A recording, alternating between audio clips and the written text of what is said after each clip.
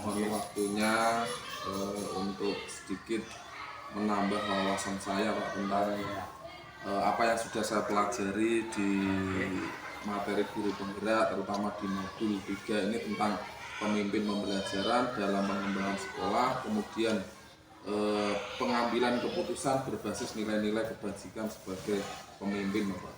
Sebelumnya mohon untuk Bapak berkenan memperkenalkan diri Pak. Siap ya.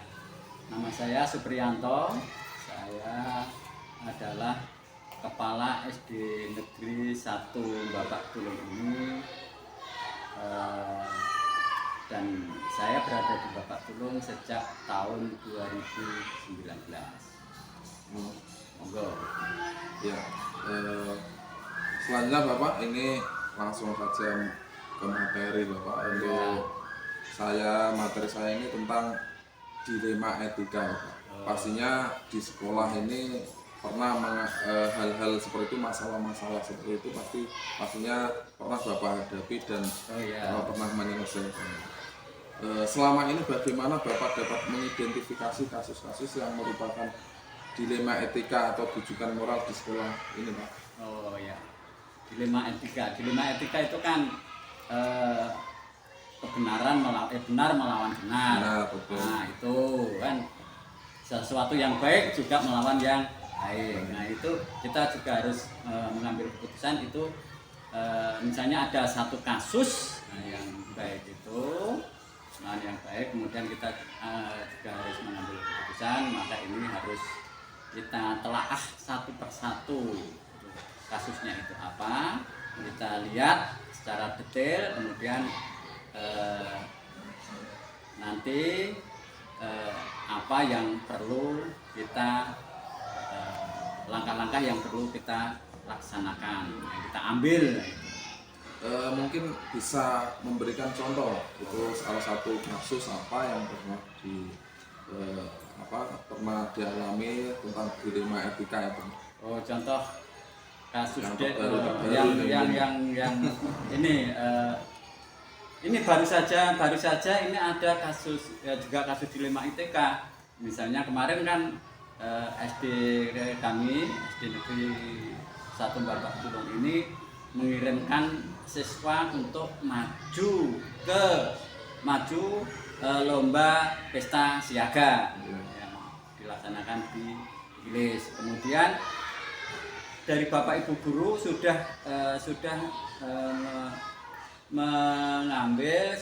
menyiapkan anak-anak didiknya, juga sudah dilatih dengan baik sehingga insya Allah kita bisa memperoleh prestasi yang baik. Tetapi dari pihak orang tua itu ada yang kurang berkenan. Alasannya anak itu ditakutkan kelelahan sehingga menimbulkan sakit. Itu alasan dari orang tua. Nah, itu termasuk salah satu kasus dilema etika, yaitu kita ingin meningkatkan prestasi anak, ingin menunjukkan prestasi kita di sekolah di tingkat kecamatan, tetapi dari orang tua khawatir tentang kesehatan anak. Mungkin dampaknya itu kan apa Pak? Sakit kemudian tidak masuk ke sekolah sore atau gimana ini? Mungkin seperti itu. Kebanyakan yang dari orang tua ini bukan kegiatan sekolah sore, tetapi terkait dengan kondisi siswa anak, takut anaknya itu kelelahan, sehingga kalau anaknya kelelahan ini bisa sakit. Karena pesta siaga itu tidak sampai sore, paling udah selesai gitu. Padahal kalau sekolah sore kan dimulai dari jam 2, sehingga kalau bukan sekolah sorenya yang sekolah diniahnya yang digunakan sebagai alasan, tetapi kesehatan anaknya itu. Di antara itu tadi adalah satu contoh kasus. Salah satu contoh. Kemudian mungkin bagaimana Bapak menjalankan keputusan atau pengambilan keputusan di sekolah, terutama pada kasus-kasus ada dua kepentingan yang mengandung nilai kebajikan tersebut? Oh ya, ini karena itu tadi terkait dengan orang tua, kita juga harus sharing lah dengan orang tua. Orang tua kita panggil, kita jelaskan satu persatu mana manfaatnya yang lebih baik. Sekolahan kita itu juga tidak sembarang mengirimkan anak. Di sana pun ada seleksi, di sana pun juga tim kesehatan juga ada dari puskesmas. Sehingga apa yang dikhawatirkan dari orang tua itu bisa bisa kita laksanakan, kita minimalisir lah yang menjadi kekhawatiran orang tua. Kita juga harus menjelaskan ini karena ini termasuk proses pembelajaran menuju agar prestasi anak itu baik, maka kita harus menjelaskan ke orang tua satu persatu, karena tidak hanya satu dua orang tua yang beranggapan seperti itu. Ini kita jelaskan, kita kumpulkan, kita sharing, kita ngobrol bareng-bareng sehingga semuanya bisa berjalan dengan baik. Ya berarti itu mungkin ada langkah-langkah khususnya Pak untuk menangani atau menyelesaikan masalah-masalah di sekolah gitu, masalah-masalah yang berkaitan dengan dilema etika tersebut. Ya tidak hanya mungkin kasus itu saja, mungkin pada umumnya lah, itu Bapak cara langkah-langkah atau prosedurnya seperti apa dalam menyelesaikan masalah-masalah yang berkaitan dengan dilema etika itu? Itu kita lihat dari kasusnya, kita lihat satu persatu kasusnya itu apa. Kalau ini kasusnya itu tadi yang berkaitan dengan orang tua, kita ya nanti orang tua bisa panggil. Kalau kasusnya itu lain, menyesuaikan berarti. Ya, menyesuaikan. Dan tentunya mengedepankan musyawarah Pak. Oh iya, jelas itu.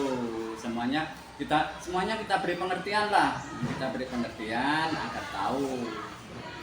Kemudian mungkin tantangan apa setelah mungkin pengambilan keputusan Bapak itu ada pertentangan atau hal lain, ya intinya tantangan dalam pengambilan keputusan, terutama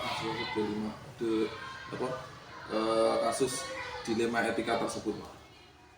Tantangannya itu ya banyak lah kalau ini, karena keputusan kebenaran, benar melawan benar itu kan sangat sulit ya. Misalnya setia melawan setia melawan setia, pertemanan dengan aturan, nah ini juga kan kita ini memang harus kita lihat secara detail kasusnya itu.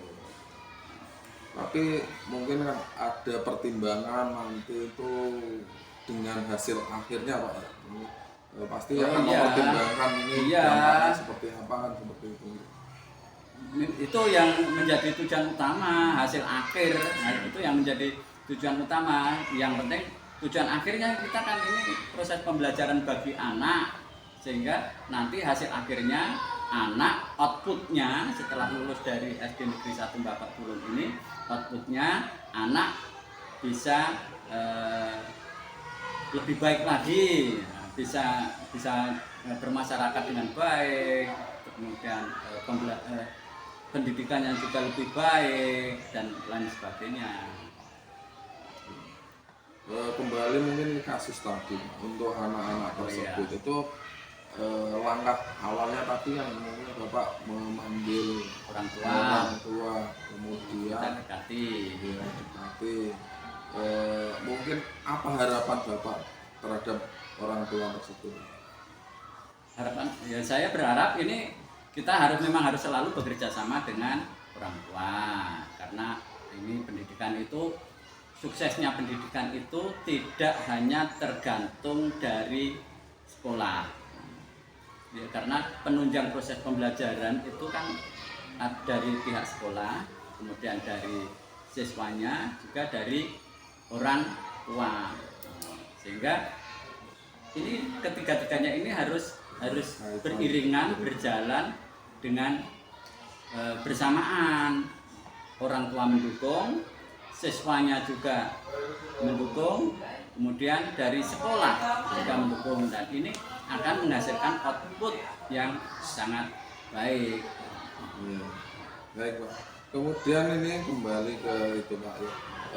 Dari kasus-kasus selama ini Bapak menangani kasus-kasus itu, mungkin ada jadwal khusus dalam menangani kasus dilema etika, dan bagaimana Bapak menyelesaikan kasus itu terjadi. Jadi mungkin Bapak mengagendakan setiap bulan atau apa, punya jadwal tersendiri dalam menangani kasus-kasus yang ada di sekolah terkait dengan dilema etika ini. Kalau ini untuk SD kami, SD Negeri 1 Bapak Turun ini belum ada jadwal khusus, tetapi ini baru secara insidental. Kalau kasus itu muncul, maka kita tangani satu persatu gitu. Kalau jadwalnya kan kasus itu tidak terjadwal. Kalau kasus itu kan, kalau kasus kan tidak terjadwal, sehingga kita melaksanakan ini kalau ada kasus baru kita identifikasi, kemudian kita selesaikan. Tetapi ini juga tidak terlepas, kita juga harus selalu memberi pengertian, memberi pengetahuan baik kepada Bapak Ibu guru, kepada siswa, kepada orang tua, agar tidak terjadi kasus-kasus yang seperti itu. Walaupun itu kasus itu apik musuh apik, terus bener musuh bener, dan lain sebagainya, itu memang Dilema sangat semua mengandung unsur. tetapi intinya kita yang kita kedepankan nanti outputnya hasil akhirnya setelah anak itu lulus dari SD Negeri 1 Bapak Tulung ini, anak itu bisa menjadi lebih baik, lebih pinter, lebih cerdas, lebih bermanfaat, dan lain sebagainya. Baik, pertanyaan selanjutnya Pak ya. Untuk mungkin adakah faktor pendukung, entah dari unsur apa, faktor pendukung yang mempermudah atau membantu Bapak dalam mengambil keputusan tentang kasus dilema etika ini? Faktor pendukung terutama Bapak Ibu guru harus, terutama Bapak Ibu guru ini yang sangat membantu. Internal Pak, mungkin eksternalnya mungkin ada. Kalau eksternalnya dari pihak komite, kemudian dari Bapak Kepala Desa beserta perangkatnya, itu juga sangat mendukung untuk tercapainya kemajuan siswa-siswa SD 1 Bapak Tulung ini. Berarti dengan internal eksternal ini komunikasi sangat harus intens, berjalan terus, Pak. harus berjalan terus, karena dengan komite itu juga di grup, saya juga masuk di grup komite, sehingga apabila ada terjadi hal-hal yang seperti itu juga kita sampaikan di komite itu, karena kita punya grup WA dengan komite itu ada untuk mempermudah komunikasi dengan pihak eksternal, terutama pihak komite. Baik Pak, ini terakhir Pak, untuk pertanyaan terakhir. Dari semua hal yang telah Bapak sampaikan tadi, mungkin pembelajaran apa yang dapat dipetik dari pengalaman Bapak itu tentang pengambilan keputusan nantinya, biar ya nanti bisa saya jadikan referensi untuk saya. Pembelajaran yang perlu kita ambil itu ini yang perlu adik itu kita harus mengetahui hal-hal yang nanti kedepannya itu sangat bermanfaat, sangat mendukung untuk terjadinya proses pembelajaran yang lebih baik, sehingga nanti akan menghasilkan output, menghasilkan siswa-siswa yang lebih baik. Baik Pak, terima kasih atas semua penjelasannya serta pengalaman, berbagi pengalamannya. Semoga ini bermanfaat kedepannya buat diri saya pribadi dan terutama ya untuk dunia pendidikan. Dari saya mohon maaf apabila ada kesalahan Pak. Terima kasih waktunya, sudah meluangkan waktunya, dan saya mohon izin. Wassalamualaikum warahmatullahi wabarakatuh. Waalaikumsalam warahmatullahi wabarakatuh.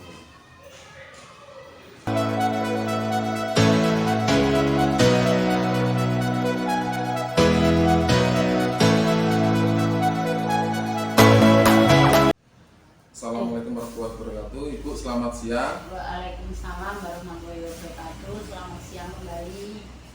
Terima kasih Bu atas waktu yang diberikan, dan mohon maaf sudah mengganggu aktivitasnya.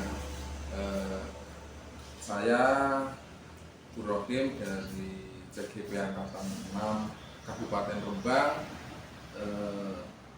ingin sedikit mendalami apa yang saya dapatkan dari modul 3.1 tentang pemimpin pembelajaran dalam pengembangan sekolah Ibu.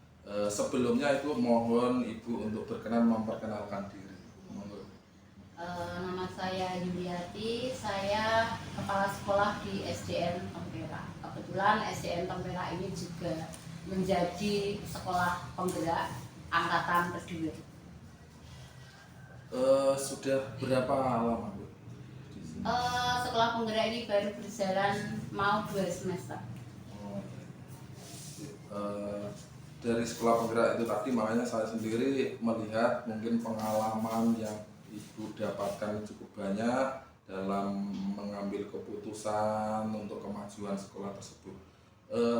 Dari modul yang saya pelajari tentang dilema etika ini Ibu, apakah pernah Ibu mengalami pengambilan keputusan yang berkaitan dengan dilema etika dan moral, Ibu, bujukan moral dari yang ada di SD Ibu yang Ibu pimpin? Ada, pernah. Suatu ketika ada ibu guru kami yang minta izin 3 hari. Karena beliaunya PNS, maka saya tidak memberikan izin selama itu, karena mengingat aturan yang ada bahwa izin itu dalam 1 bulan, bahkan maksimal hanya 2 hari. Terlebih beliaunya sudah sertifikasi. Walaupun izin itu juga sangat penting, tapi mengingat aturan yang ada, saya tetap memberi izin hanya 2 hari. Berarti itu tadi Ibu tetap memberikan izin, tetapi tidak sesuai dengan permintaan tersebut Bu ya, tidak perlu dari guru tersebut. Kemudian mungkin kenapa Ibu mengambil keputusan tersebut? Apakah ada nilai-nilai kebajikannya atau bagaimana Bu? Nah, keputusan yang saya ambil itu yang pertama tentunya berdasarkan aturan yang ada, karena kita sebagai orang dinas, artinya kita berada di lingkungan pendidikan, kita yang pertama kan harus menegakkan disiplin. Jadi yang utama adalah melaksanakan aturan yang ada. Maka walaupun dengan berat hati, keputusan yang demikian itu tetap saya ambil. Langkah-langkah awalnya Ibu untuk mengambil keputusan itu tersebut, keputusan yang Ibu ambil tersebut? Langkah-langkahnya yang pertama saya mengadakan pendekatan dengan beliau yang minta izin, kemudian bermusyawarah juga dengan teman-teman, kemudian saya bicarakan secara kekeluargaan, kemudian keputusan itu baru saya ambil. dari hal-hal yang apa saja yang Ibu anggap efektif dalam mengambil keputusan tersebut? Mungkin apa itu keputusan-keputusan yang efektif yang Ibu ambil tadi? Keputusan yang paling efektif menurut saya itu yang saya ambil berdasarkan musyawarah secara kekeluargaan, itu yang paling efektif. Kemudian adakah tantangannya, Bu? Karena kan pastinya itu tidak mudah memutuskan hal-hal tersebut karena mungkin berkaitan dengan nanti hasil akhirnya seperti apa, kemudian tentang dilema antara guru yang sudah dekat dengan jenengan atau bagaimana lah, itu pasti kan ada hal-hal yang membuat dilema etika tersebut. Jadi mungkin selama ini Ibu tantangannya seperti apa untuk mengambil keputusan tersebut? Tantangan pasti ada, utamanya yang minta izin dengan saya juga sudah seperti keluarga. Tetapi walau bagaimana tetap saya adakan yaitu tadi pendekatan, walaupun tentunya kalau minta izin tidak diizini sesuai apa yang diharapkan itu tetap tidak berkenan ya, tetap ada rasa ya pokoknya tidak enak secara betul. Demikian juga saya pun sebetulnya tidak memberi izin sesuai permintaan itu juga ewo pak ewo, tapi walau bagaimana tantangan itu tetap harus dihadapi. Tangannya kita yaitu menyesuaikan dengan aturan yang ada, kemudian tantangan yang ada tadi kita hadapi dengan secara kekeluargaan. Jadi saya yang istilahnya lebih banyak mengalah demi tercapainya apa yang menjadi keputusan tadi bisa terlaksana dengan ibu yang minta izin juga legowo. Dari tidak hanya mungkin tentang salah satu kasus itu saja, saya yakin banyak bapak ibu guru itu punya apa ya, kegiatan atau keperluan di luar sekolah. Jadi mungkin secara umum itu masih mengambil keputusannya akan secara adil, secara sesuai aturan. Nah, dari kasus-kasus itu mungkin ibu mengambil keputusan tadi untuk bermusyawarah dan lain-lain. Nah, tetapi apakah ada jadwalnya, ada jadwal khusus sehingga jenengan menyelesaikan masalah-masalah tentang perizinan dari bapak ibu guru yang mungkin sering izin itu tadi? Secara jadwal khusus tidak ada, tetapi selagi itu ada masalah, kemudian saya musyawarahkan bersama teman-teman yang lain, kemudian saya berembuk, saya adakan pendekatan, baru nanti saya ambil keputusan. Tentunya juga ada keputusan. Artinya, ya, tapi itu Bu, pastinya kan dalam pengambilan keputusan tadi jenengan bermusyawarah itu tadi, apakah jenengan membuat jadwal ini setiap bulan tanggal sekian. Nah, ini proseduralnya mungkin Ibu mungkin ada atau tidak? Tidak ada. Itu sesuai kebutuhan saja ya. Karena juga Bapak Ibu guru kan tidak setiap bulan izin, juga tidak setiap bulan ada masalah, maka untuk pengambilan keputusan ataupun untuk bermusyawarah itu sesuai kebutuhan saja. Yang pastinya yang dapat saya ambil tadi itu kan yang pertama tetap sesuai aturan yang berlaku gitu. Kemudian mungkin adakah faktor yang selama ini mempermudah atau membantu itu Ibu dalam pengambilan keputusan?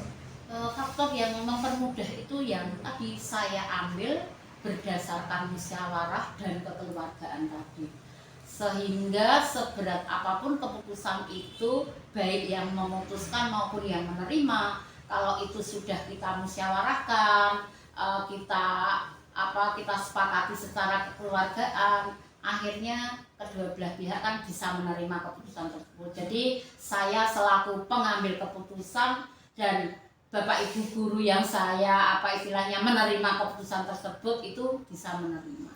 Jadi langkah efektifnya tadi pakai musyawarah dengan cara kekeluargaan. Betul. Ya memang itu kan ya salah satu ciri khas kita ya bangsa Indonesia, musyawarah untuk keluargaan tadi. Ini untuk yang terakhir Ibu, dari semua hal tadi yang telah Ibu sampaikan, mungkin pembelajaran apa yang dapat Ibu petik dari pengalaman Ibu dari pengambilan keputusan-keputusan tersebut? Pengambilan keputusan tadi ada hal yang menjadi apa ya, yang sangat berkesan saya tadi. Kalau mengambil keputusan itu hendaknya dengan musyawarah secara kekeluargaan. Jadi tidak istilahnya tidak sesuai kemauan saya saja. Semua itu berdasarkan yang pertama aturan yang ada, kemudian dari aturan itu kita musyawarahkan secara kekeluargaan. Itu hal yang berkesan bagi saya. Baik Bu, terima kasih atas waktunya dan atas berbagi pengalamannya. Semoga ini bermanfaat untuk saya nantinya dalam menjalankan aktivitas yang sama di dunia pendidikan ini. Dan sekali lagi saya sampaikan terima kasih telah memberikan waktu dan pengalamannya kepada saya. Saya akhiri Bu. Wassalamualaikum warahmatullahi wabarakatuh. Waalaikumsalam warahmatullahi wabarakatuh.